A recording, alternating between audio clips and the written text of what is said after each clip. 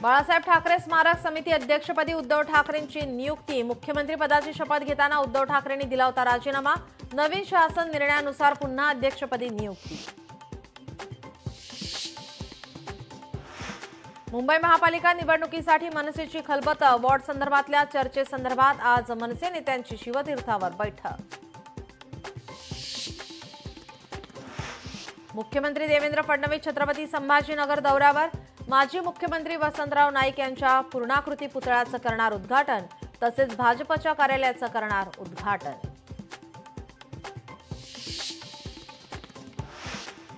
बिहारच्या नेतृत्वाबाबत गूढ कायम। मुख्यमंत्री कोण होणार याबाबत एनडीएमध्ये चर्चा सुरूच।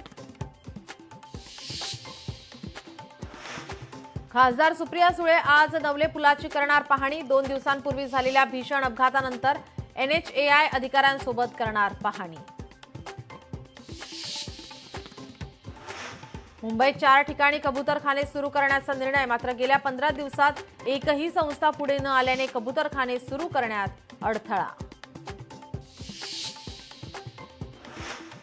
नवी मुंबईत ख्रिसमसच्या मुहूर्तावर विमान झेपावणार। ट्रॅव्हल्स एजन्सीकडे तिकीट बुकिंगसाठी विचारणा। प्रवाशांना सोयीप्रमाणे फ्लाईटची निवड करता येणार।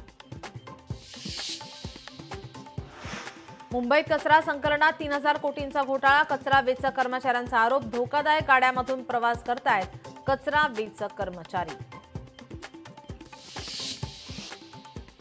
देवनारच्या डम्पिंग ग्राउंडमध्ये दडलंय काय? कचऱ्याची सद्य परिस्थिती दाखवण्याकरता गेलेल्या लोकशाही मराठीचे प्रतिनिधी भूषण शिंदे यांना नशेखोरांकडून मज्जाव।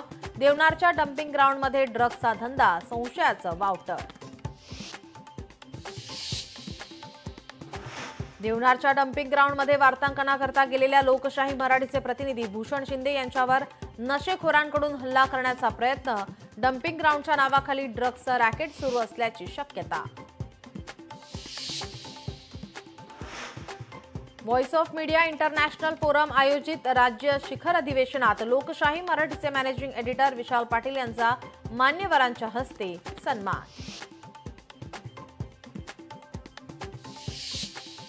लोकशाही मराठी ऐका, पहा, जागरूक रहा।